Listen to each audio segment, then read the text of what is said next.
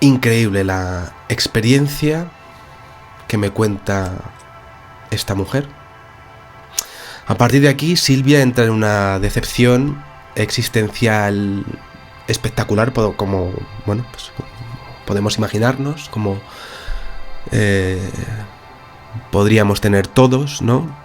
Y bueno, su caso es doble, porque desde niña resulta que esta mujer estudia en colegios católicos allí en Chile, en un pueblo pequeñito, no vamos a decir su nombre, ¿no? Para mantener su anonimato, ¿no?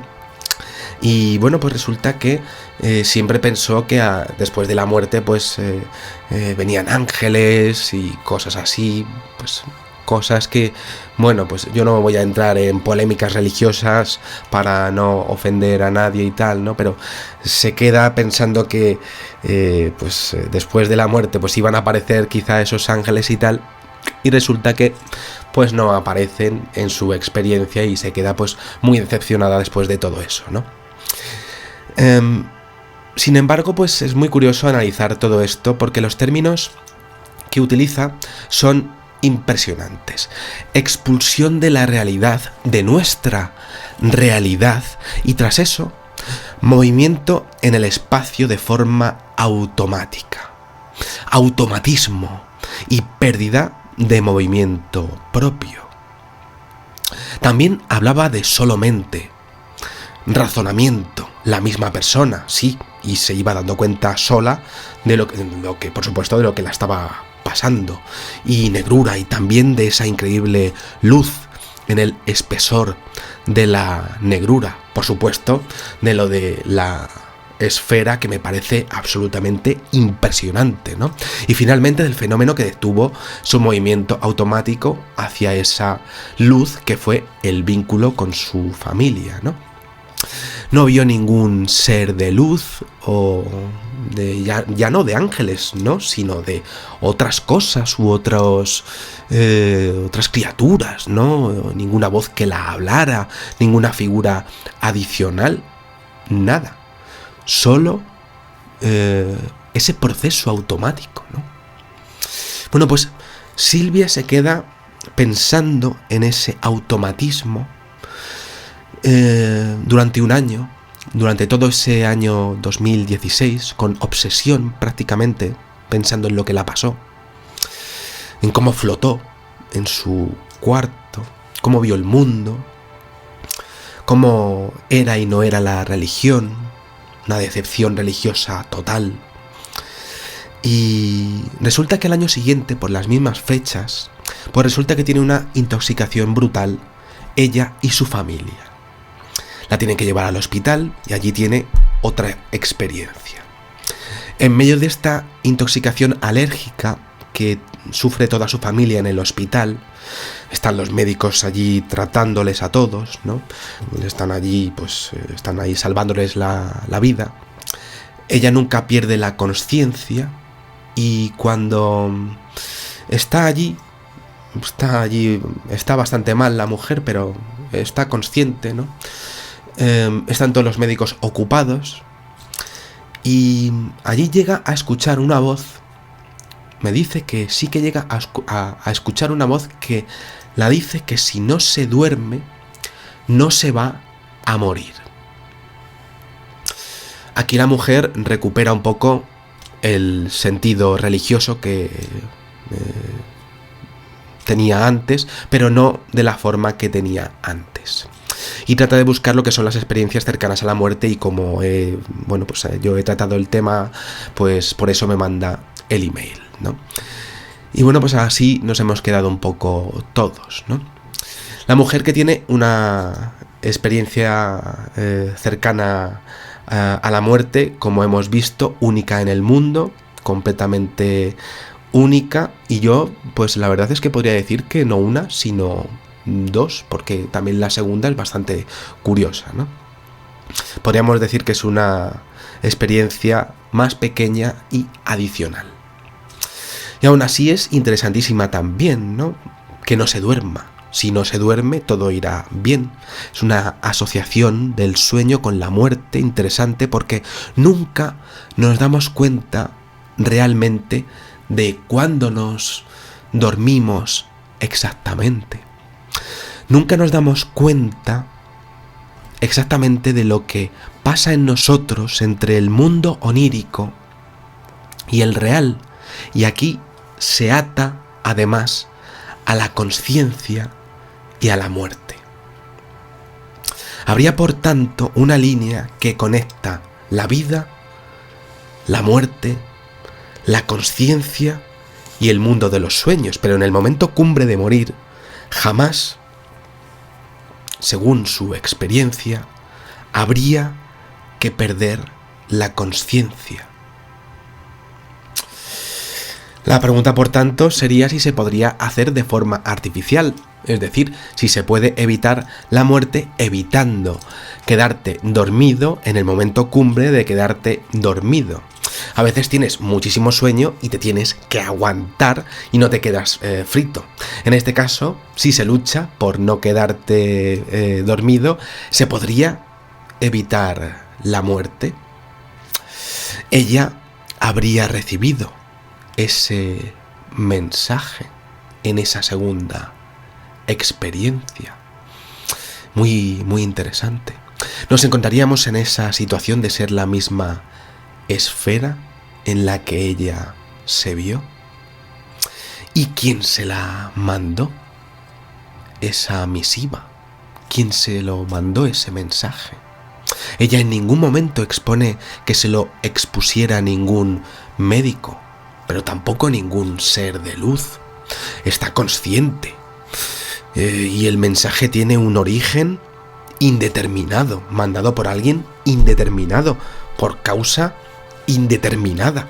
Voz, por cierto, que no escuchó en la primera experiencia, no olvidemos.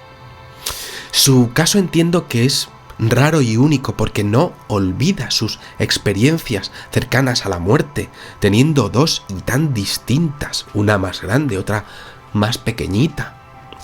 ¿Por qué la pasa esto?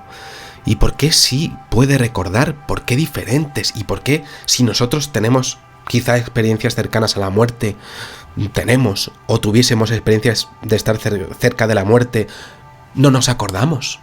Y ella sí.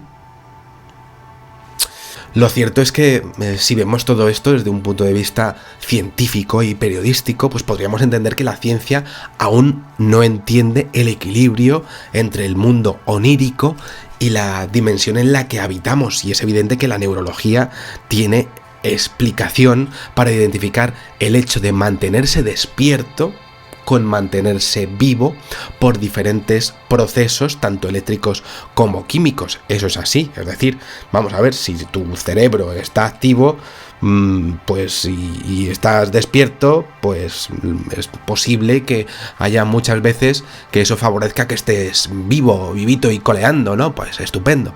Pero a mí no deja de parecerme interesante analizar este caso desde un punto de vista, pues, más abierto y que pueda abarcar también posibles procesos, como lo que he llamado aquí acompañamientos, o en este mismo canal, o como lo que he visto en otros casos de procesos al respecto de lo que ocurre después de morir, ¿no?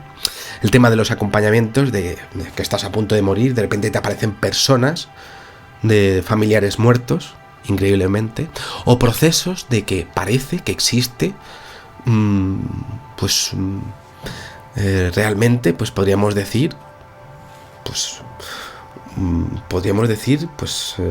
¿cómo lo puedo explicar? Una programación, prácticamente, dentro de esta realidad, que hace que tú, tras morir, tengas que pasar pues por una serie de etapas hasta llegar hacia esa luz. Bueno, analicemos igualmente, siguiendo el método científico, aunque somos abiertos, pero por supuesto, seamos también, por supuesto, científicos, y esto pues hay que verlo también así, ¿no? Y veamos qué es lo que pasó, ¿no? Ella está en su cama y el primer detalle impresionante que tenemos es el de la mandíbula y está asociado a una separación prácticamente inmediata. Podríamos decir de la vida, ¿no? Y es absolutamente fascinante que ocurra eso, ya que en este sentido ya las civilizaciones de la etapa del Neolítico, además del Neolítico danubiano,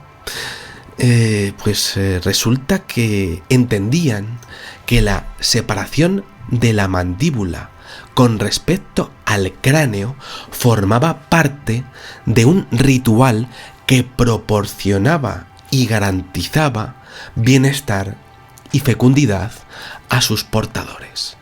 En las primeras culturas de cazadores de la tierra, pues siempre se ha entendido a la mandíbula como adálit del espíritu que habitaba en el cráneo de la persona, y de hecho, arqueológicamente, sus enterramientos y las culturas de los túmulos que se desarrollaron durante siglos se basaron precisamente en ese detalle.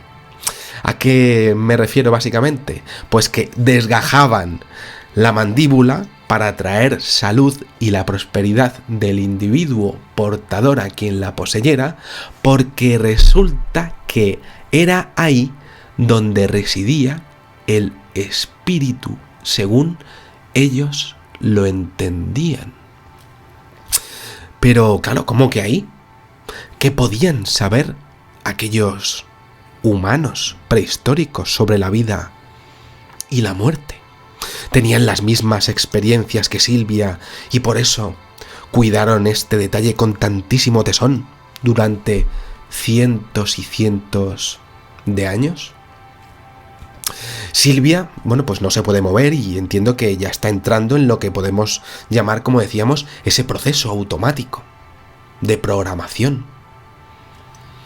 Los sonidos que ella escucha y que identifica lo que podría ser un sarcófago desde dentro, pues es... sarcófago desde dentro es impresionante y triple. 3 sarcófagos.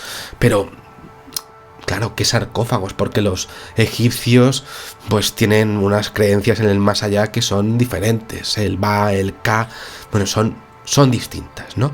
Pero la identificación triple está más relacionada con lo que sería la creencia aristotélica de los 3 tipos de almas, y esto sí que me parece muy interesante, ¿no? Las 3 almas que tiene el cuerpo humano y que son inseparables del ser humano, ¿no?